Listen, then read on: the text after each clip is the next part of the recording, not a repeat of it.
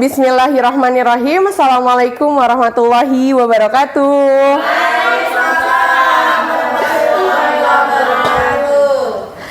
Alhamdulillahirabbil alamin wa bihi nasta'in ala umuri dunya waddin wassalatu wassalamu ala asrofil anbiya'i wal mursalin wa ala alihi wa sahbihi ajmain amma ba'du. Alhamdulillah, pada kesempatan kali ini kita bertemu lagi di sesi yang kedua ya. Udah minggu depan kemarin kita sudah bertemu. Nah, saat ini saya akan membawakan terkait seminar tujuan atau kebutuhan teman-teman sekalian, para guru ataupun karyawan untuk menentukan pelatihan-pelatihan individu yang nantinya teman-teman akan jalani. Nah,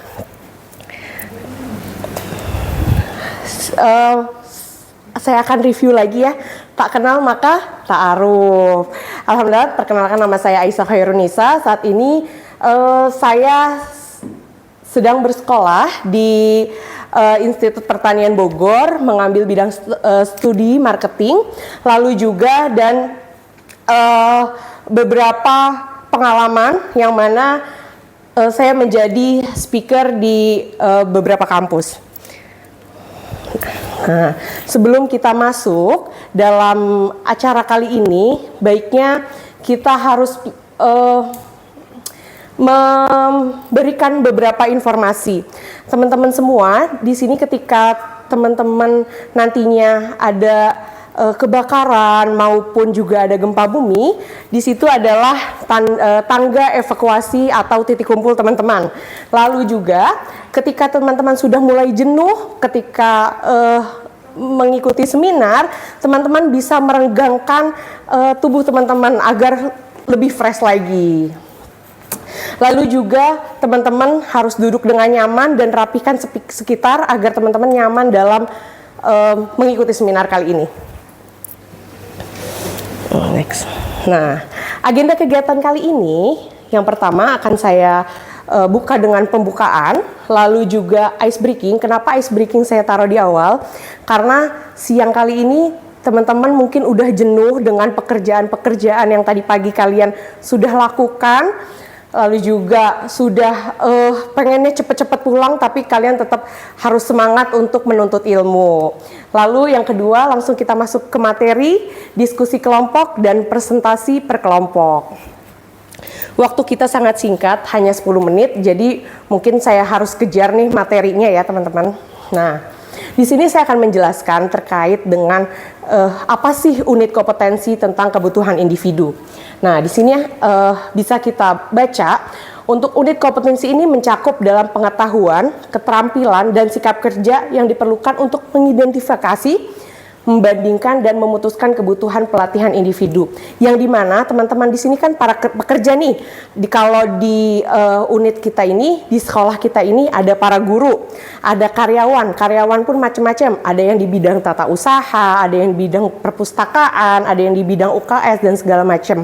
Nah, teman-teman juga harus menentukan apa sih pelatihan yang teman-teman butuhkan gitu.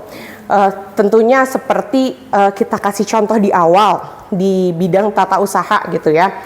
Nah, teman-teman juga harus mempelajari nih di bidang tata usaha bagaimana ada kita mengikuti pelatihan tentang Word, atau teman-teman di bidang bendahara, teman-teman harus mengikuti pelatihan tentang akuntansi dan lain sebagainya.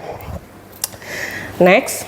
Nah, tujuannya apa sih kita untuk mengikuti pelatihan ini? Nah, di sini nih, untuk memastikan karyawan memiliki keterampilan dan pengetahuan yang diperlukan untuk melakukan tugas mereka secara efisien dan efektif.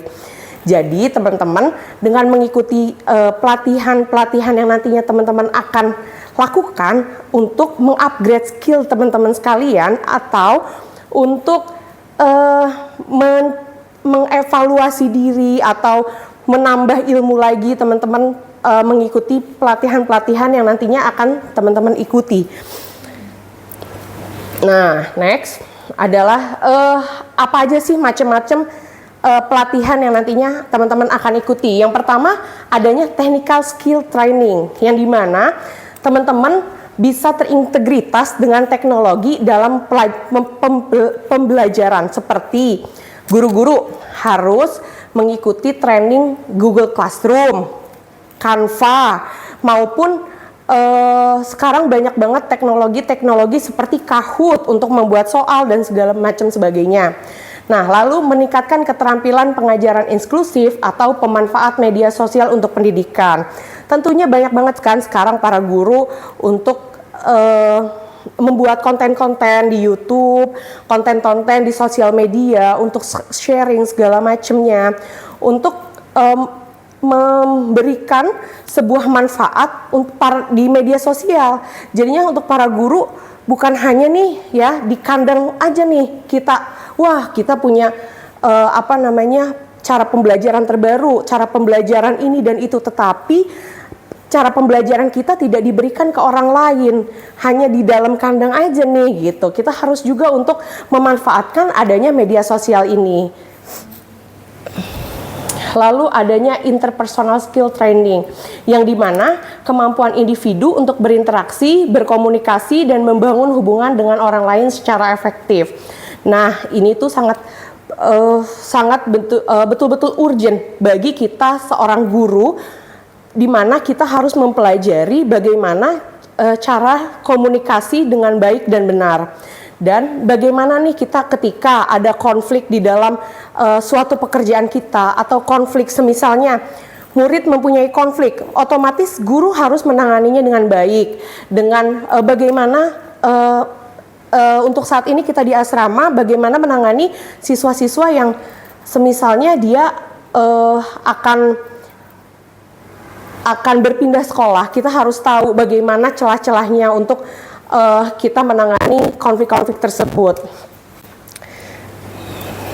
Nah, apa aja sih tahapan-tahapan yang nantinya akan kita lakukan ketika kita ingin membuat suatu pelatihan? Yang pertama adalah menentukan tujuan umum dari analisis kebutuhan pelatihan. Kita harus menganalisis dulu nih bagaimana kebutuhan kita, seperti yang saya tadi di awal bilang, bahwa kita sebagai karyawan misalnya, kita harus tahu apa ya yang kekurangannya kita, apa saja sih yang diminati kita, dan lain sebagainya.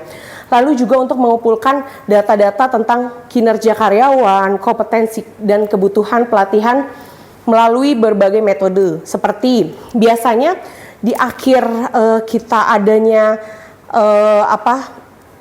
raker, itu selalu diminta atau diidentifikasi oleh bagian staf kepegawaian untuk apa saja sih yang dibutuhkan untuk para guru, pelatihan apa saja sih, pelatihan pembuatan RPP, pelatihan manajemen kelas, atau kemarin kita sudah mengikuti pelatihan tentang bagaimana cara mengatasi anak-anak gitu.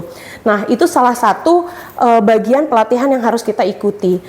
Lalu juga adanya menganalisis data yang telah dikumpulkan untuk mengidentifikasi kesenjangan antara kinerja saat ini dan standar yang diharapkan. Seperti kita sebulannya ada yang namanya KPI, kinerja. Nah, seharusnya hal-hal itu dievaluasi setiap bulan dan dibuatkan wadah untuk membuat pelatihan agar teman-teman guru-guru itu dapat memanfaatkan hal-hal tersebut. Nah, lalu yang keempat adalah menentukan prioritas kebutuhan pelatihan berdasarkan urgensi.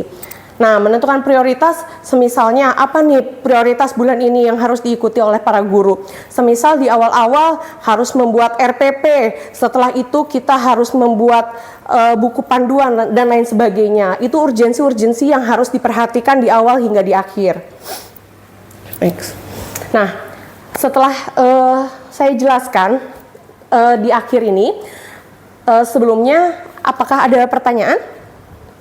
Ya. Oh ya, alhamdulillah ya sudah pada mengerti ya, alhamdulillah. Mungkin ini dapat diimplementasikan nantinya ketika guru-guru atau teman-teman akan membuat suatu pelatihan ya. Jadi bagaimana sih tahapannya, bagaimana sih strategi dan apa saja sih jenisnya gitu. Nah, sebelum saya akhiri, saya akan memberikan soal. Yang pertama adalah jelaskan tahapan dalam menentukan pelatihan, dan yang kedua membuat mind map terkait cara menentukan pelatihan dan pelatihan apa saja ya sih yang akan kita buat dan apa sih yang cocok untuk kita sebagai guru maupun karyawan. gitu ya. Nanti mungkin dapat dikumpulkan kepada kurikulum bagaimana soal-soal ini gitu. Oke, baik. Terima kasih. Sekian dari saya. Wassalamualaikum warahmatullahi wabarakatuh.